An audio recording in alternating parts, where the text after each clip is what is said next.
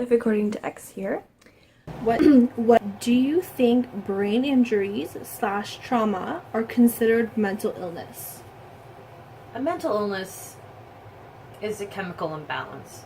So it could be a chemical imbalance of the brain. So if you had a brain injury, that could cause an imbalance. So it would be considered like a mental illness in a way. And I don't know what kind of treatments are available for the brain injury. There's probably not very many options available, but I'm guessing some type of therapy or whatnot. But trauma, yeah, I would say is probably this. I would consider, yeah, there would be a mental illness, in my opinion. Yeah, I would say that. Okay. How is it for you living with or living with someone who has mental illness? I've seen several occasions where I've met people or I know people that have mental illnesses. It's not easy for either person. I mean, you got to try to understand what they're going through and be patient and willing to encourage them and support them. My mother, she was depressed when I was younger, and I saw her lying there, and sometimes she'd say things like, I don't know if I want to be alive anymore, and that was scary as a little girl, seeing my mother say that. I'm like, no, Mom, like, I don't want you to go anywhere. I don't know what to do without you, you know? Because me and my mom have always been really close, but she was on medication for a while for her depression, but she weaned herself off of it. She still suffers from anxiety. Like, she's got a lot of anxiety, but she's a strong person.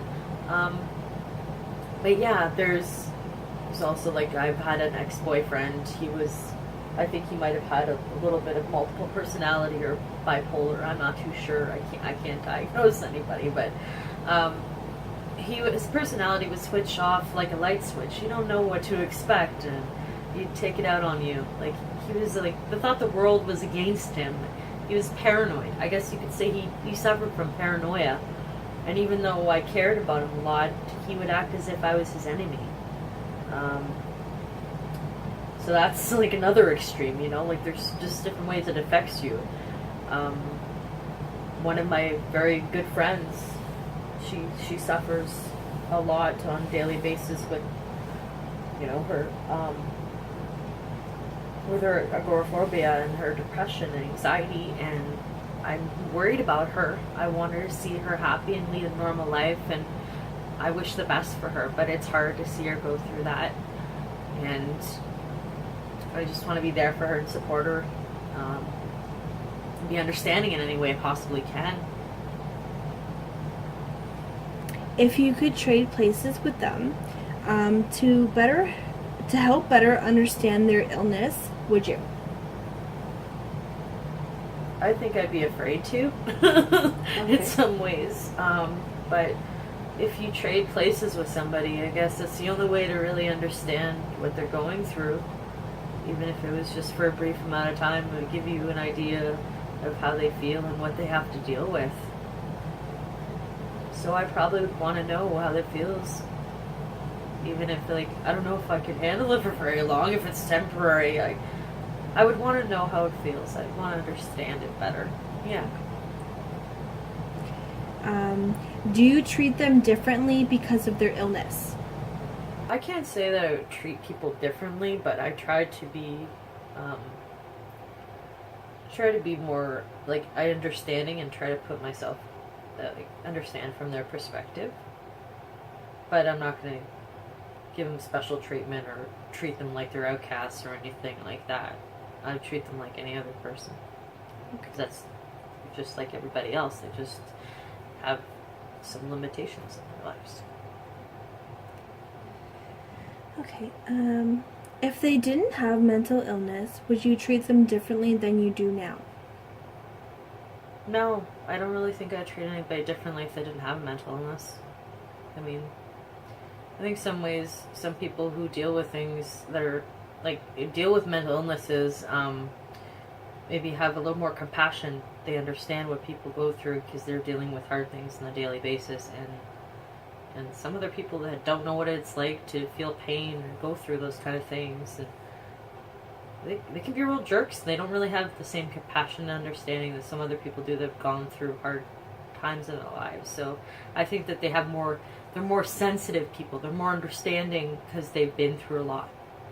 So I don't know. I wouldn't really treat a person differently. I think that, we're all human. We've just all experienced different things in our lives. Okay. Are you their caregiver? If so, what is it like having that responsibility? I've never been a caregiver, but I was trying to be supportive, like, through my mom, in my mom's case, like, just being there and telling her it's going to be okay, and that I love her, and that, I believe in her.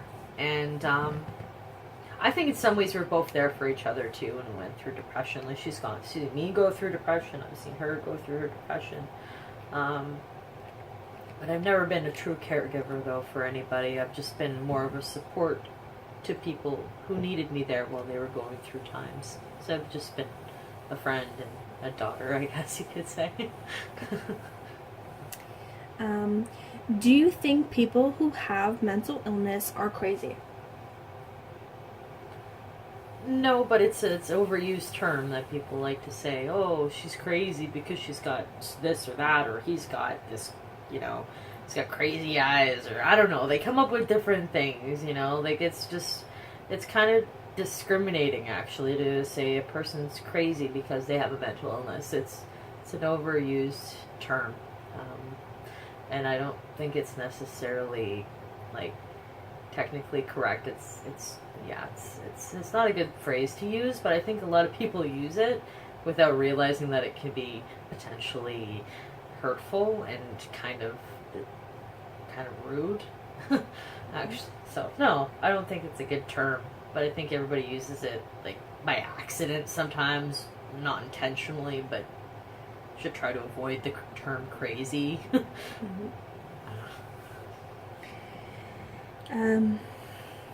Do you think that they are making it up for attention? I don't think anybody chooses to suffer from that kind of pain and feel have a mental illness. You don't choose to feel that or talk about that. If you did, that wouldn't make very much sense. I don't understand why anybody would do that for attention. They talk about it because they need to express the way they're feeling and they need to get it off their chest. They talk about it because it's hard and because you need an outlet. You need to tell people how you feel, to share it with others, so that's how people learn about it and try to understand it, And I don't think that it's a way of getting attention, though, no. Okay. Do you think or believe that mental illness is real? I definitely believe it's real, because a lot of people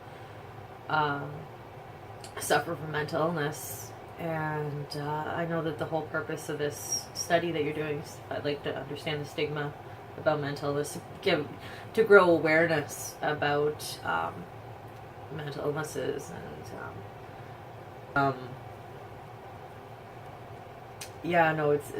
it's important that we try to help people that are dealing with these things and understand that they need encouragement and they just want somebody to listen, or at least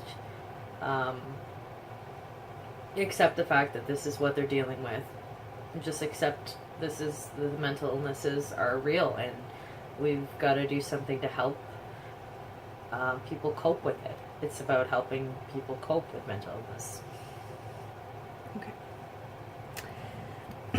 As a caregiver, friend, family member, or coworker who is close to the person with mental health or mental illness, what is your advice to someone who is in the same or similar role to you, not to the mental illness person?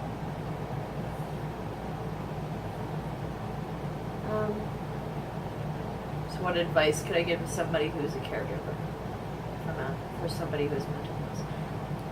That's gonna be a tough job in a way, because you got to support them, you got to be there for them, and just show love and compassion. I mean, it's all about showing support and compassion and being really patient. Because I think that the biggest thing you can do is be patient with somebody who's going through this kind of pain, and they need that support and somebody to reassure them that it's going to be okay and that they're not going to give up on them. Like, that's the thing, is they want to know that, I'm sure from what I know anyways, if I was that person, I'd want to know I'm cared about and loved no matter what.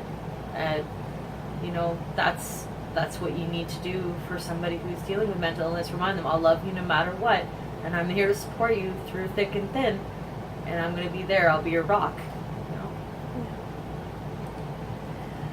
Okay. Are there any other questions that I haven't covered that you would like to answer, or anything that you would like to add? No, I think we covered pretty much everything. I think those were good questions. Okay. Thank you for your time. No problem. If you like this video, don't forget to like, comment, subscribe, and share with your friends. You can also visit me on my Facebook page and Instagram.